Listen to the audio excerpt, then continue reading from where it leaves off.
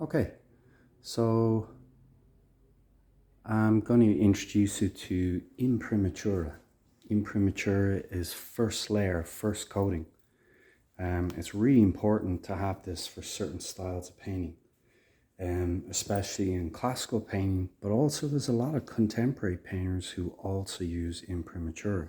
So they pre-stain their canvas either with a quick wash, with turpentine, and whatever color they enjoy, or they wash it with linseed oil, which is what I use because I do not use turpentine. It's highly toxic. I don't use Sansadar. I don't use anything like that. They're all hydrocarbons that aren't good for the air environment. So I just use linseed oil extremely thinly, or in this case, I just use the paint and I apply it very thinly. So let's look at this. This is a really traditional Imprimatura. Corot, Velázquez, many painters use this pink salmon mix. So what we have at the end of the day in a limited palette, this would be your limited palette. It's not the Zoran palette. I don't believe in the Zoran palette. I believe Zoran did have other colors.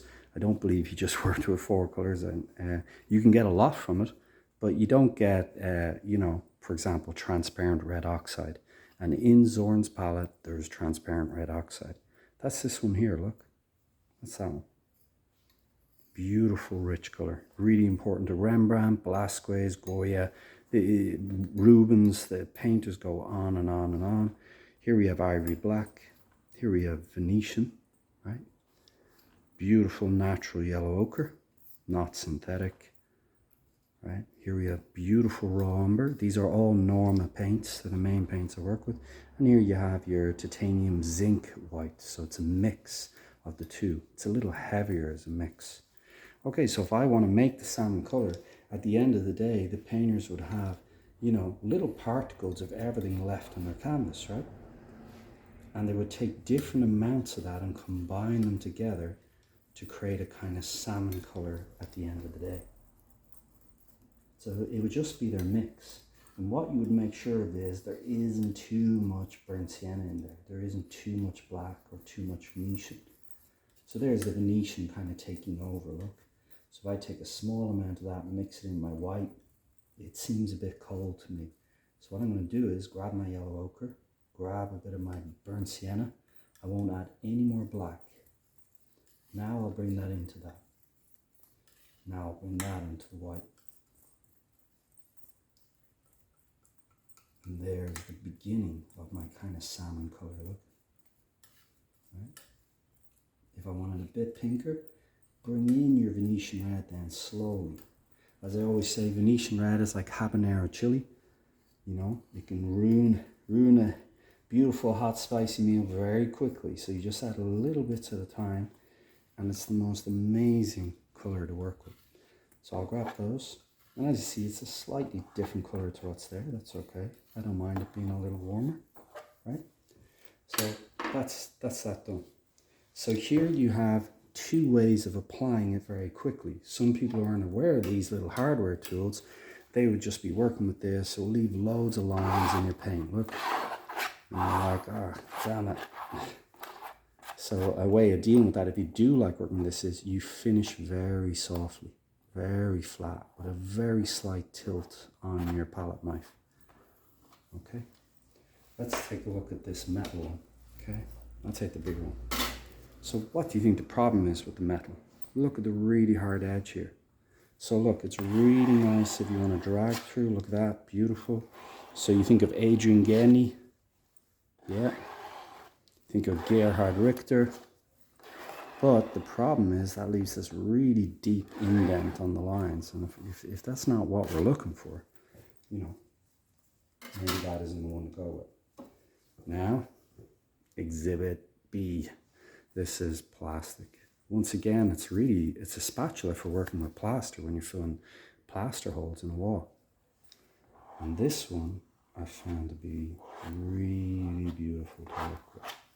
So what I'm going to do is, look, because it's not metal, there's no chance of it piercing your canvas, no chance of it doing any damage. So I can grab all that paint up, because remember it had 2 tones, right? We had the more salmon one, and we had the grayer one underneath, which had a little more black. And then I'm going to mix them together really quickly. There we go. So that's a pretty nice mix. I always say to people, you know, don't be afraid of oil paint. It's just like cement. Look, there you go. Mixing some plaster or cement. There's your mix. So now I'm going to drop that in a few areas like that. Okay. Underneath is an old canvas, right? And that canvas is ivory black. So I'm just going to, you know, try and reuse this here.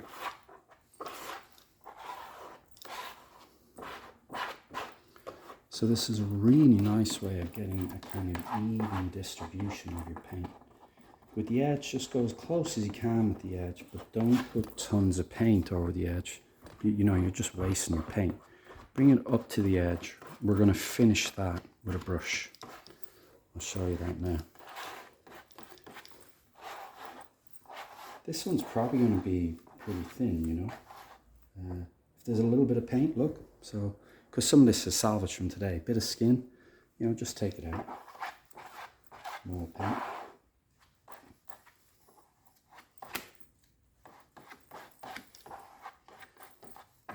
Bring close to the edge as I can.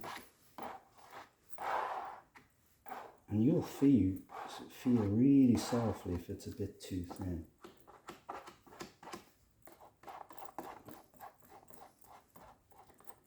There we go, along that edge. So the edge I can just, you know, rub in along with that. Same here. And as I said, we will finish this with a brush. So you might be going, look, oh, what's the benefit of this? Well, you're backlighting your painting straight away with a refractive light that works for you. Now, it's not a glowing light. This is a big difference between doing an underpainting, which allows the white of the canvas to backlight, which is one of my favorite techniques. And if you go to East Coast Art Studios, you know, or on my Pinterest, look at underpainting. In my Pinterest, East Coast Art Studios Pinterest, you'll see underpainting. Go into that file and you'll see examples of underpainting from Leonardo da Vinci to present day painters. Maybe I'll angle this like this now, and you can see this is another way of doing your eyes. Look, lock the angle of the spatula, just rub it up and down like that. So I'm not changing the angle of this, I'm just keeping it straight, rubbing along like that. Look, rub it this or like that. If I go like that, I can still grab that excess that comes here and bring it that way then. The big thing you just want to avoid is that you're not throwing loads of excess and wasting your paint on the side of the canvas. Now I pull over that paint over the old black, turn it that way.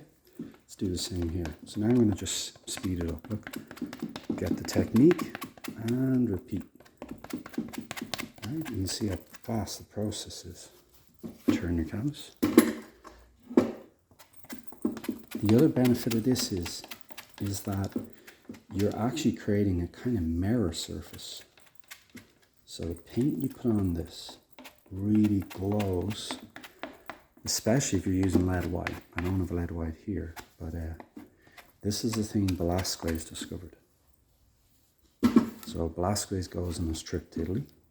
Rubens has a talk with the Spanish king and says, look, let him go on a trip, because the best painters in the world were considered to be in Italy, you know, from the 1500s, 1600s.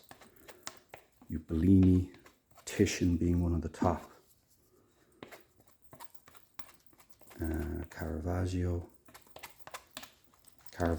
also, Imprimatur. Whole canvas, covered in a much darker one than this, by the way.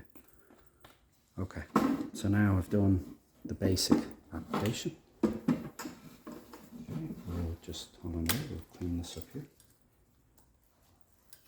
Yeah, just make sure there's no paint under there. Okay, lay that down, make sure you guys can see okay. Yeah. Okay, so now things get much more delicate, look. So now I'm going to very softly, with very little pressure, pull across the canvas. If I feel there's a deep area, I'll grab some of that paint and put it in another area, look. If you have a dark underneath, if you have a white canvas, this is very easy. If there's a dark, a little more difficult, as you can see. I don't want much coming through. So here you can really see the benefit of not using a metal spatula. I'm not getting the scrapes. See that there? Very nice. Look.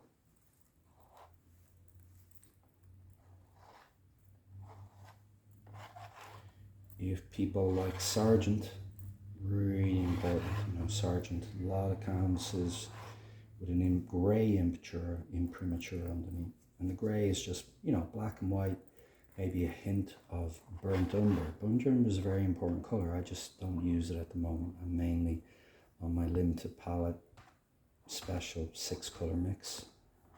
That does not have burnt umber. Burnt umber can be made from burnt sienna, raw umber, tiny bit of black. If you want it hotter, you add a tiny bit of your Venetian and yellow ochre. So now look at that there. There we go. Okay, so I'll lay that down. Now I'll take this brush. This is just Create, look. Oh, sorry. This is just Create, look. You know, it's a really cheap brand. Used it yesterday. Right? So now I'm going to take that very softly, pull it along the surface like that. So when I teach painting, I use a measurement of 1 to 10 for everything. And one of the key things I measure is pressure. So I'm using a pressure of 1. Look how light I'm holding the brush. So there is no pressure being applied here. I'm letting the brush do all the work. I'm just lightly pulling through like that. And then what I do is I bend down, you can see me here, and I look at the glow on the surface. How is the light catching the integrity of the weave of the canvas? So this canvas is a reasonably tight weave. And I ask, well, is it done, or do I want to do anything else? Here I'm going along my edges, so this is going to smooth my edges. The really nice thing about that is, if you're not into, and many modern painters aren't, if you're not into frames, it's really nice to have your edges nice on your canvases, look. So I'm going along the canvas like that. And then I finish the edge straight. I don't go over the edge with the brush. That'll damage what you've just done. Just go to just the edge there, look, like that. Pull through there 1 time. Each thing is 1 time with an identical pressure. Now what we're getting is an imprimatur that really is like a matte silk. So really, really fine finish. Over here, we're missing some paint. So I do have to do a little kind of special job on that. I'm going to take the spatula here and I get a little bit extra paint off that, look. And just a note, there's no linseed oil added. This is just the paint from the tube. And it might be a little bit tacky because it's the end of the day. You know, I've had the class today, we had a full class today of 9 people. And, you know, some of these mixes are just from their canvases, right? Okay, so once again, I go down low and I look at the canvas from the edge and I make sure I'm happy with everything. I can see there's little undulations here. I want to alter slightly so it's very even. And now I finish back down that way, look. Okay. So here's the interesting thing. So as I said, this isn't a top brush, right? You can get better brush than this. Do you see what's beginning to happen? It's beginning to separate. So what does that mean scientifically? Right? Do you see the separation? What that means is you're going to begin to get streaks.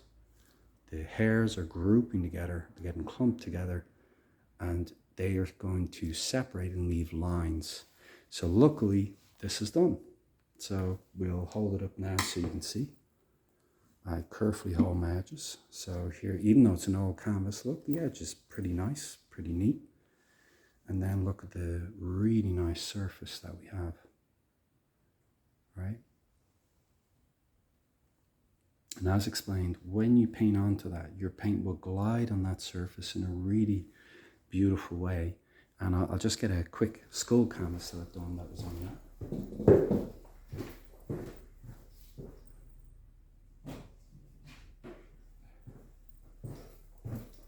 So if we see this canvas here, so this is a painting done in around 40 minutes. You can actually see the video on the Instagram page. And it's just following your simple grisaille system, but in this case, there's around 5-6 tones. But if you look closely, you'll see there's an imprimatura. So on this canvas, I pre-stain the canvas. It's not as nicely done as the one I just did, because you can see a line. You can see a difference in the line there to there. Do you see that texture there? You kind of do want a flat. And but in either event, it's such a joy to paint in, because you just have this back glow that's very different than a white canvas. So yeah, look it up. Imprimatura is the word.